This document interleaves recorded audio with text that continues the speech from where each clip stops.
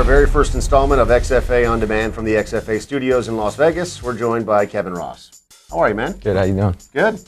Fresh back from Guadalajara. That's right. You got some stitches on your head. What happened? Couple. Took an elbow, Yeah? second round, 9 stitches. But I won the fight, kept my belt. Pretty brutal fight? Yeah, it was real close. You know, he was real tough. He's Mexican. They're all tough. So. Yeah? He actually broke his arm somewhere in the fight. And, Did he really? yeah, I snapped it with an elbow, cracked it. Didn't even know. Okay, what's the future for Kevin Ross? I mean, you defended the title successfully. Are you looking for another opponent, another contender to come up and give you another run for it, or? Yeah, you know, I'm always looking for tough fights, whether it's for the belt or a different organization like the XFA or, you know, whatever I can get. I'm just looking for tough fights. You've had some good fights recently. You had a kind of a tough fight, your first one in the XFA against Mark Holst, who's a Canadian guy. He actually also gave a lot of problems to a good friend of yours, Mark Beecher. Holst. I mean, is he a guy that surprised you with his ability? You fought him in the XFA, and you took the fight on really short notice, and he outweighed you, which are a couple of very important things that I don't want to discount. Right. But he's a tough dude.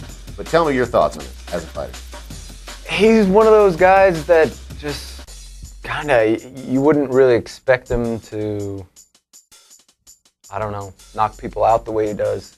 I don't know, it's just weird. Like when you watch him fight, it doesn't look like he's really trying to hit people hard or putting a lot of, you know, motion into his punches. He's just got really long reach and he just lands shots good. I'd like to fight him again.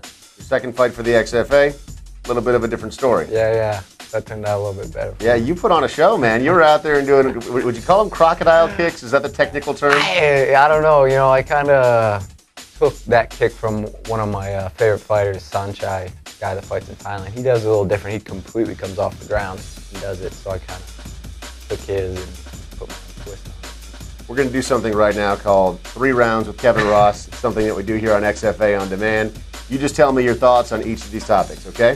First one. Sure. Kimbo versus Ken Shamrock. Some people are saying it's bad for the sport. What do you think? Bad for the sport? You know, the whole thing with things being bad for the sport, it's kind of a toss-up. I mean, getting the sport out there is one of the most important things, but you also want to represent it well, too.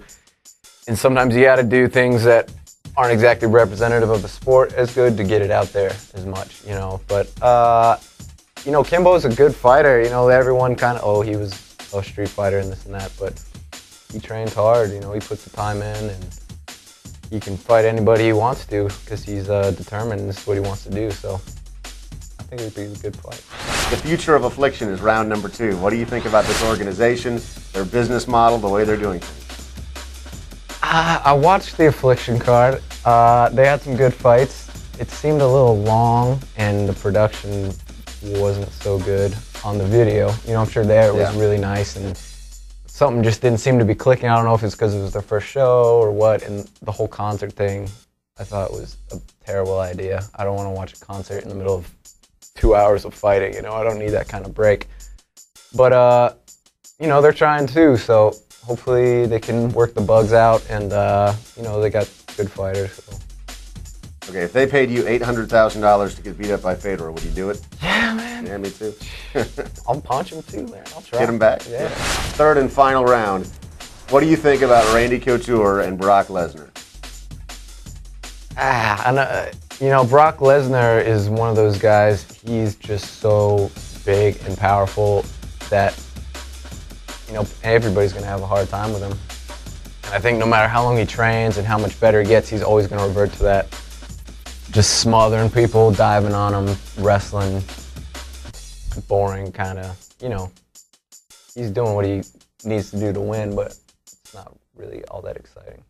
3 Rounds with Kevin Ross, XFA On Demand. Thank you for watching.